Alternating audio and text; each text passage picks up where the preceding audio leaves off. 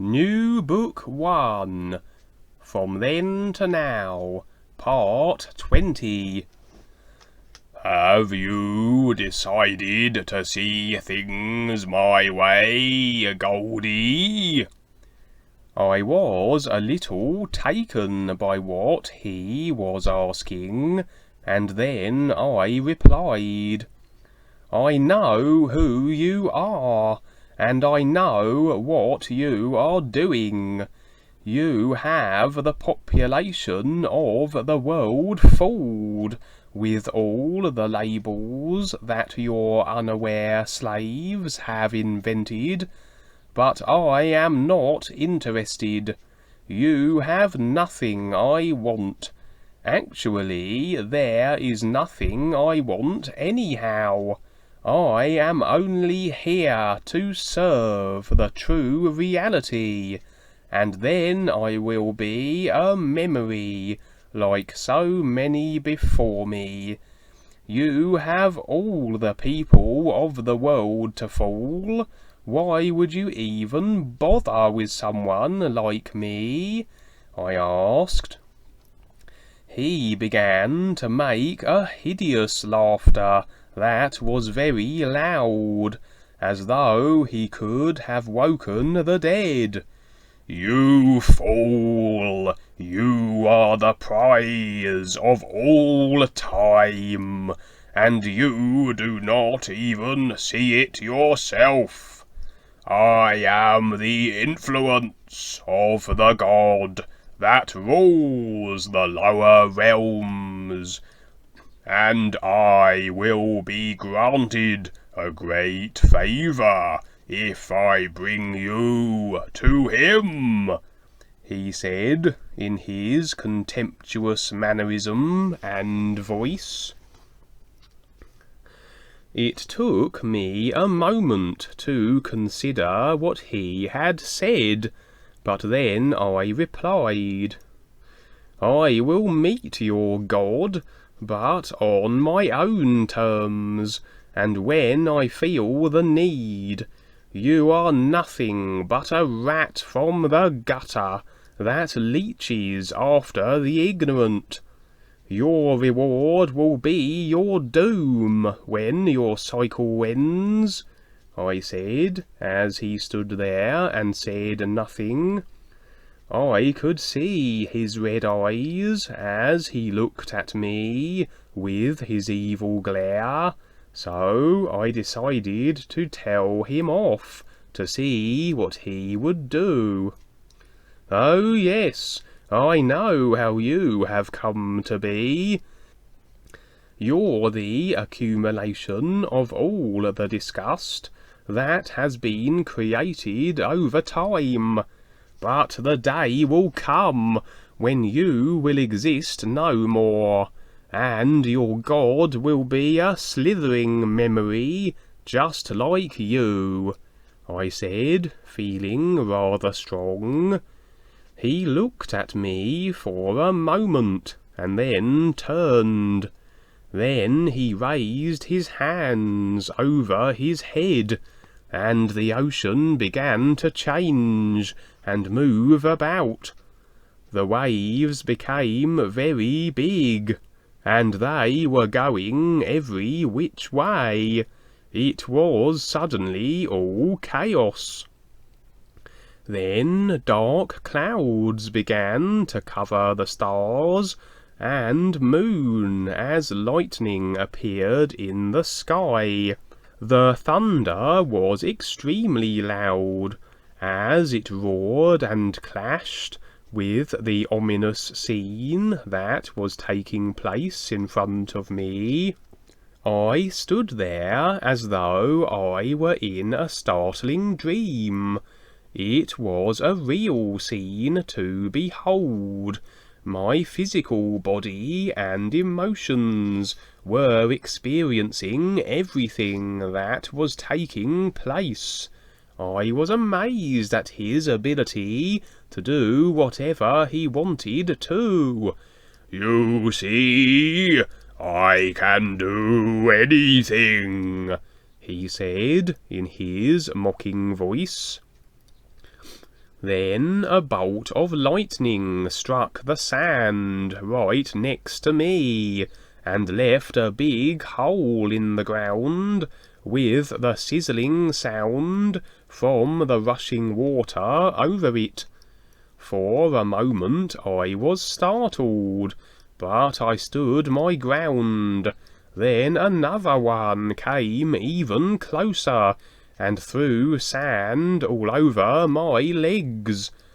"The next one will slit you into 1,000 pieces, if you do not surrender to me and my will immediately, Indian boy," he said in a loud shouting rage, with his arms moving about. I stood my ground, and put all my attention on the great reality and Rebazar Tars. I waited to see what would happen, but then everything calmed down as he started lowering his hands. The clouds quickly went away, and the sky was clear again, and the sea was very still. The dark man put his arms down, and then suddenly appeared as Rebazar.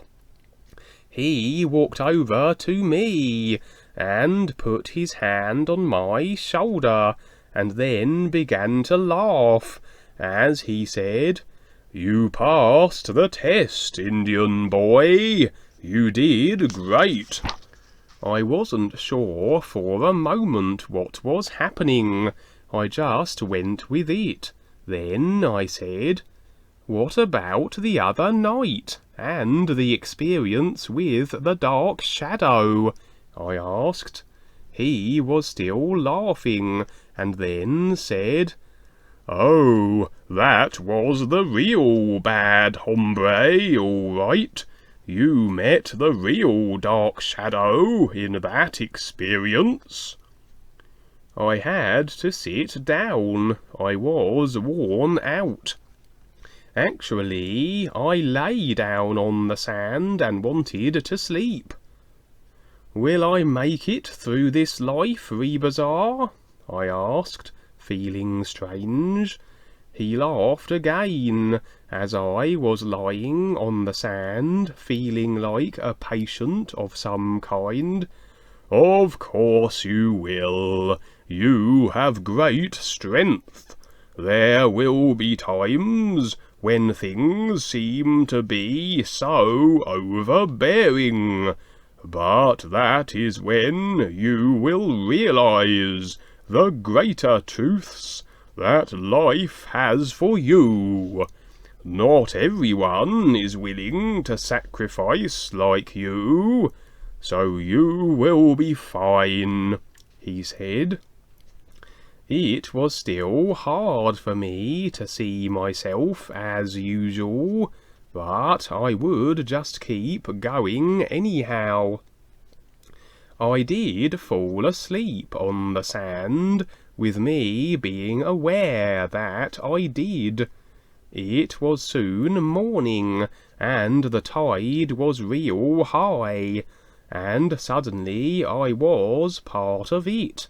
A big wave hit the shore and drenched me. I got up very quickly, and went back up to the house. I was still tired from everything that took place. Mary and Paul were up and doing their chores as I walked up. The cat was there also, and said, "Look what the cat drug in." I had to laugh, because his dry humour is right on most of the time. "You've been swimming at night, Goldie?" said Paul, as he and Mary giggled, while I went inside to dry off. I decided to lie down for a while and then write. There were so many things that Rebazartars told me about the dark side, and I wanted to write about them. He said that someday he would take me on a real journey to the different levels to meet the imposters that so many people consider to be the true reality. Rebazartars told me, just like on Earth where people portray to be something they are not, the same holds true with the first 3 levels. The Earth appears to be the reality that life is, but it's not. It's only a world that simulates what reality is. The Earth is just a place, in time and space, where we learn more about ourselves, and was created for the purpose of a training school. Souls get lost in the material maya and animatedness of the body worlds. I wrote all day long, and took little siestas off and on when I got tired. It was soon evening again, and I began to feel so much better. It had been another hot day, and I would have passed out if I would have gone outside. It was dinner time, and all of us met in the kitchen area and sat together. "Senor Goldie, are you feeling all right today?" asked Mary, looking at me rather sympathetic-like. "I'm okay, Mary. I just needed to rest from all that has happened lately. I am beginning to understand as my life progresses that things change and are not always for the better. It seems to be part of the journey to strengthen myself for what is to come. Thank you for asking, but I know I will adjust as I realize my purpose for everything," I said. "You have a big job to do, Goldie, and the real guides want you to be capable. When you go out into the world, there will be so much resistance toward what you will be presenting. Some people will feel threatened by what you know. Everyone is so convinced about themselves and their life, they will not want to hear what you have to say. But that is the challenge, and a part of your life. Mary and I went through it with our friends, and the religion we used to belong to. I like the people that we know, and respect the process they are going through, but it is really them that have made the choice to close their eyes and stuff their ears. Most people always think there is something wrong with the person that is trying to provide a better insight into the unknown areas life is, but they never see themselves as the ignorant one. Just take it easy for a few days and write your book," said Paul. I went to bed early and thought about Shis Hara Yu. I had left her rather suddenly the last time I saw her. My body fell asleep, and I found myself walking along a white road that led up to a mountain trail and wound its way up the side of a mountain.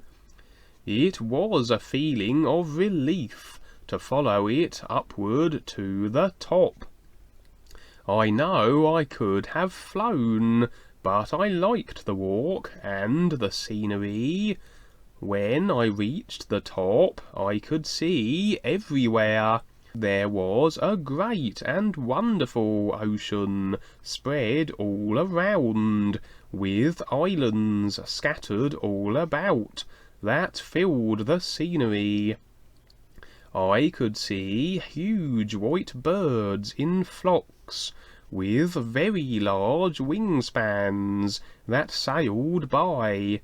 They were completely white all over, and very large.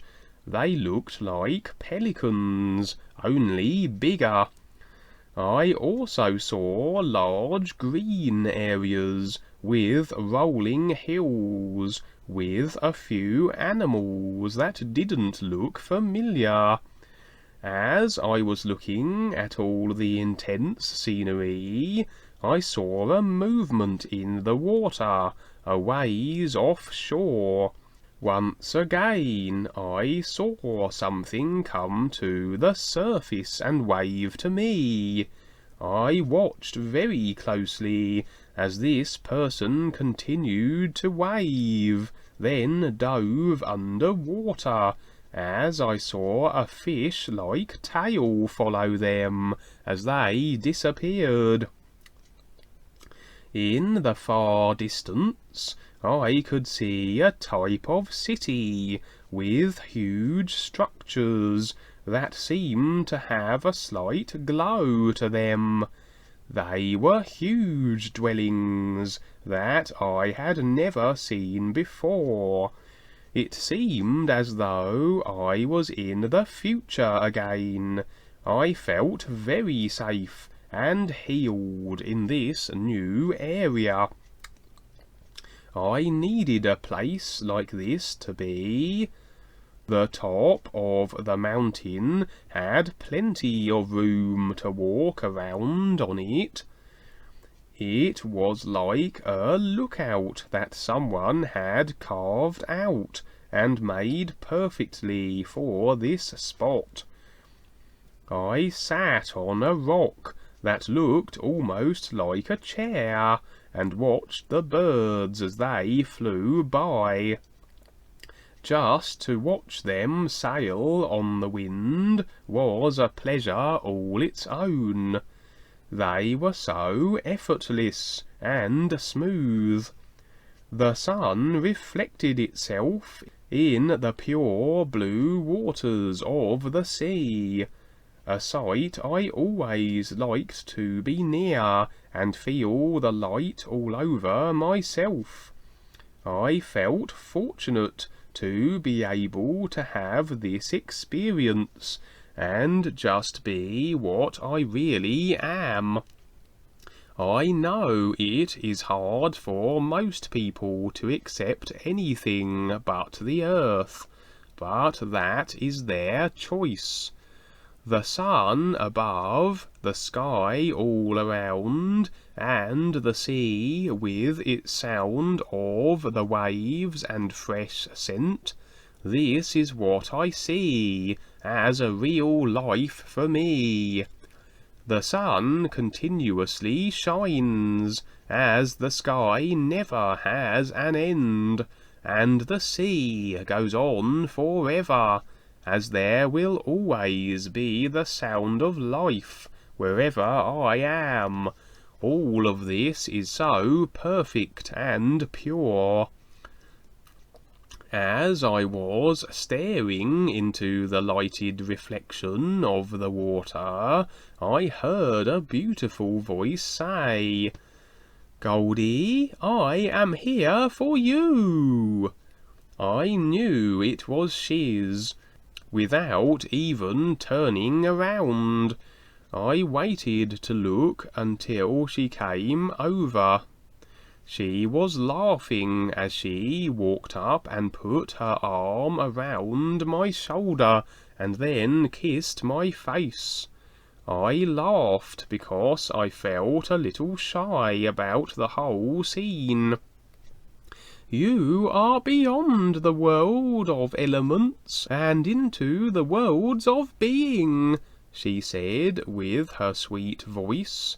You are healing yourself from the drossiness of the dirt world.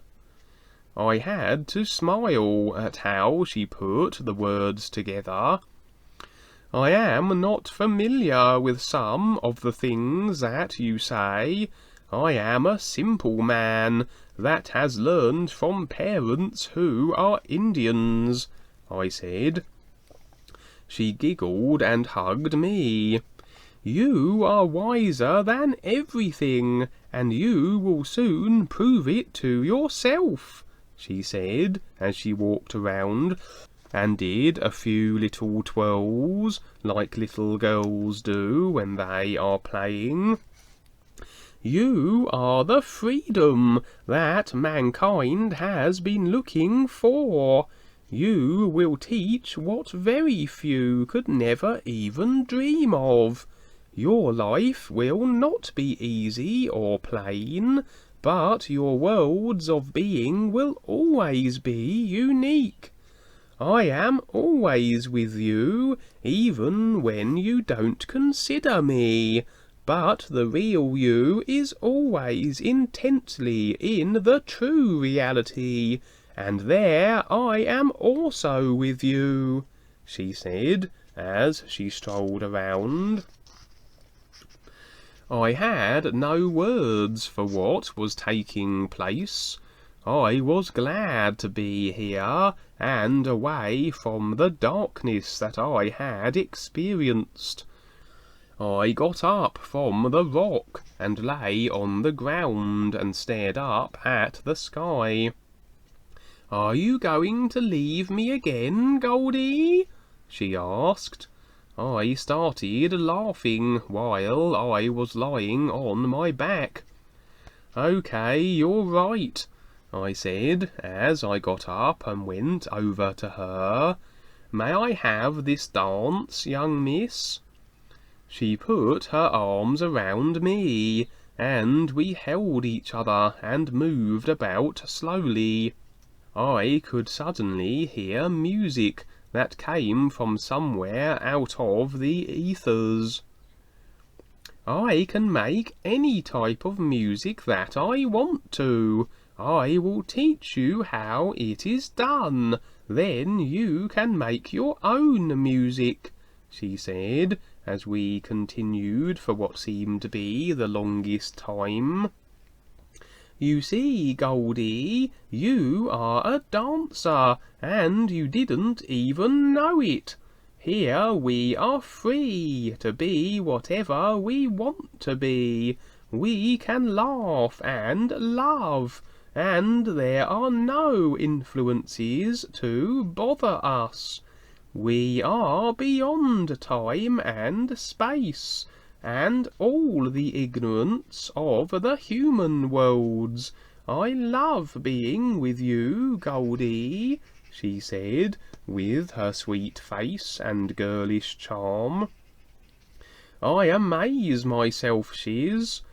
I feel so good here, and I can sense the rhythm of being with you, as it all feels so right. This is really being in love with life. Everything is so perfect here with you. Thank you for coming to me, I said, as I held her to me. We are having the dance of our lives, and we shall do so forever. This is just the beginning. This place is wonderful, but you will experience the greatest worlds of light beyond the psychic realms, she said, as we continued to waltz as though we were floating. The music she was making was so pure and healing. I was very aware of all the realness that was taking place. I am feeling so much better now. I really need all these breaks from the earth. It is hard to comprehend how many lifetimes I have been in the darkness, and finally seeing what I have been through, I said. Yes, you do need time for you. When I was on Earth with you, it was the same way, only worse. Now that I have been in the real universes for such a long time, I am used to the most wonderful position of being. Your duty to life comes first, so you must do what you have to do and play your part.